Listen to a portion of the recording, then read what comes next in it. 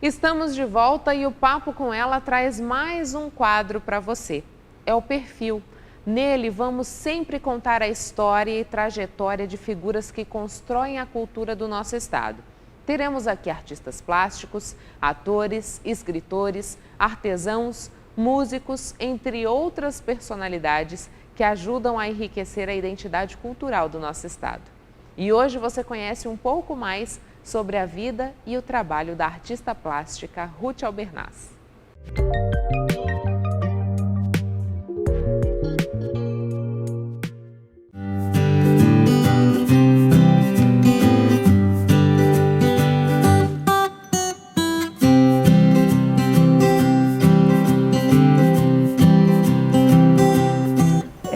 Eu vivi na Chapada desde criança, sou nascida em Cuiabá, mas vivi desde os 6 meses de idade em Chapada. E aí aos 12 anos, num dos primeiros festivais de inverno de Chapada dos Guimarães, eu fiz um curso de confecção de papel artesanal. E foi a partir dos 12 anos que eu comecei a fazer as minhas experimentações artísticas. Então eu comecei com colagem sobre papel artesanal, colando elementos da biodiversidade. E depois eu vim para Cuiabá para estudar, para fazer biologia, que sou bióloga. E aí fui migrando para as outras linguagens, né? Experimentando performance, experimentando várias outras técnicas e indo para a tela. Olha, eu acredito que eu sou uma pessoa que ainda estou crescendo e desenvolvendo, né? Eu gosto sempre de aprender novas coisas no campo da arte, dialogar com outras linguagens, né? Com a poesia, com o audiovisual também. Então eu me vejo ainda em crescimento, mas eu procuro juntar um pouco da biologia com as artes visuais e trabalhar sempre nesse campo que pode estar entrecruzando com outros campos do conhecimento, né? Para poder falar da cultura de Mato Grosso, para poder falar das paisagens de Mato Grosso.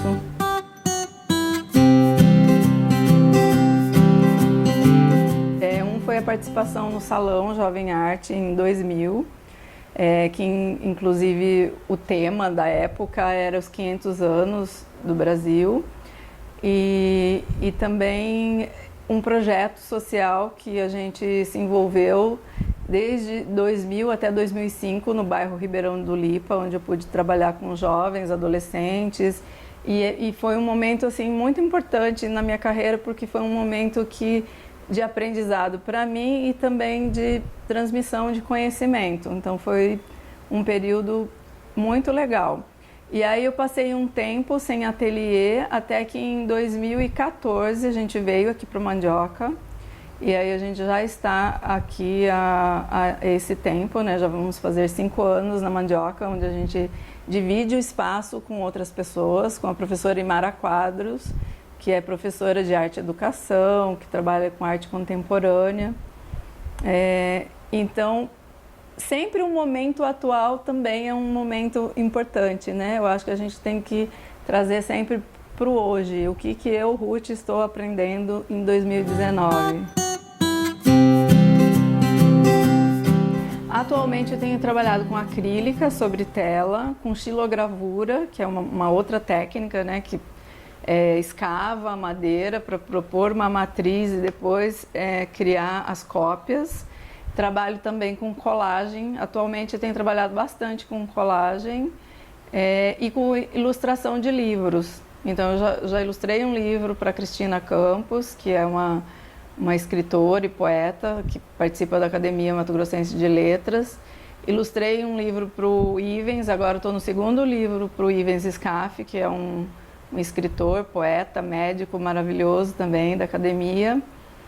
E também tenho os meus escritos, né, como bióloga e trabalhando com a cultura material dos indígenas. Então a gente tem um livro que está para ser lançado, que é um livro sobre a cultura material do povo Eriquibatsa.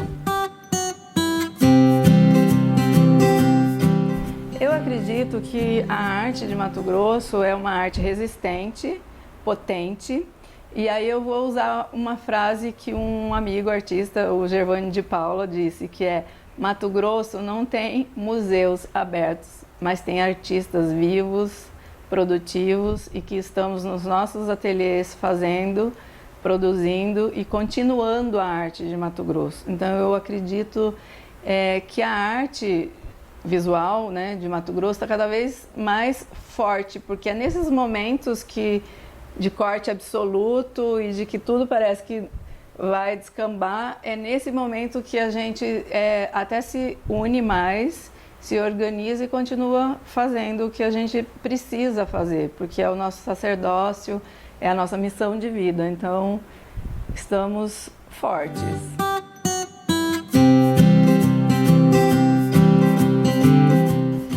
A minha inspiração, ela vem muito da minha memória de infância, então eu acredito muito que eu sou uma poeta visual, não tanto uma pintora, né, que faz pinturas clássicas a óleo, mas eu sou uma comunicadora.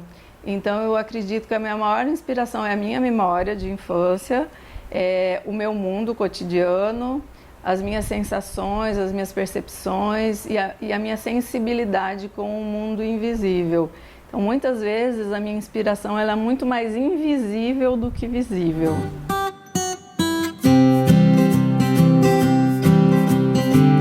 Eu sou uma experimentadora, então eu sou uma pessoa que eu abuso de comprar material, de comprar tintas, papéis, e vou experimentando e fui descobrindo a minha forma de me comunicar, né? Que são rabiscos, vamos dizer assim, né? Se você olha para a tela, é algo sem tanto rigor acadêmico, né? Sem tanta pretensão.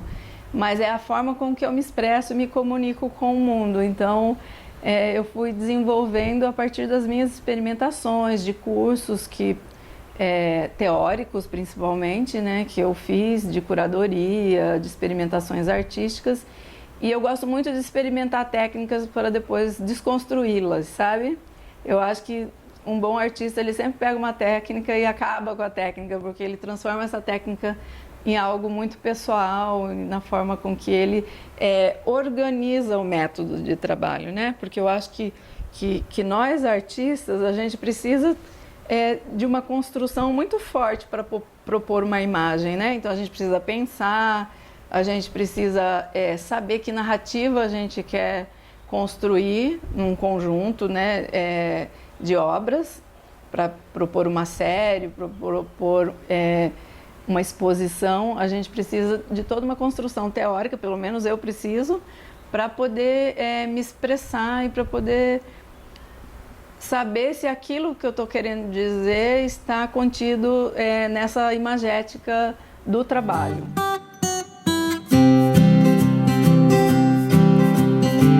Sempre é o feedback da sensibilidade, né? Desse olhar mais delicado, de que é preciso observar detalhes da obra para poder enxergar completamente o que está contido nela, né? Então, geralmente é isso que mais afeta as pessoas, né? Eu acho que eu afeto muito pela beleza e pela delicadeza. Isso não significa que amanhã eu não queira provocar de uma outra forma e, sei lá, fazer uma coisa totalmente mais agressiva até. Mas nesse momento eu acho que a minha alma ela é muito mais pela delicadeza e pela beleza. Mas isso não significa que eu não esteja dizendo tudo o que eu queira dizer sobre desmatamento, sobre as espécies que estão ameaçadas de extinção, sobre esse momento caótico que a gente está vivendo de censura, né, de falta de investimento do poder público nas políticas públicas e nos equipamentos que estão todos fechados. Então, eu uso toda essa delicadeza, mas eu como artista eu tenho um posicionamento, sabe? Eu sou daquelas artistas que não vivem em cima do muro. Eu sempre estou marcando de que lado eu estou, sabe?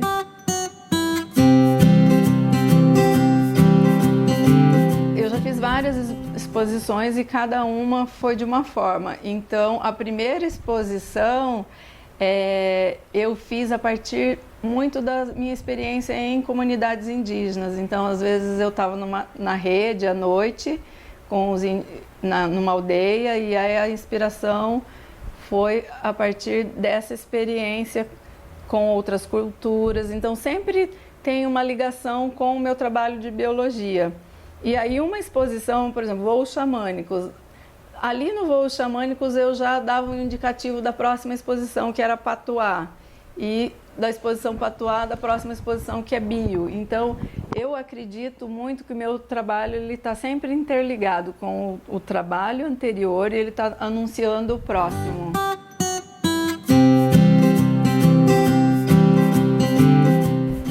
Olha, eu gosto muito de uma frase do Picasso, que ele diz, né, que 10% é inspiração e 90% é transpiração. Então, é muito para marcar que a arte, ela é muito trabalhosa, que nós artistas, para dar conta da nossa arte, do nosso fazer artístico, a gente tem que trabalhar fortemente, trabalhar 8 horas por dia no mínimo, e que não é algo assim, como às vezes as pessoas não têm noção, né? Pensa que a arte é coisa de quem não tem o que fazer, não. É muito trabalhoso ser artista.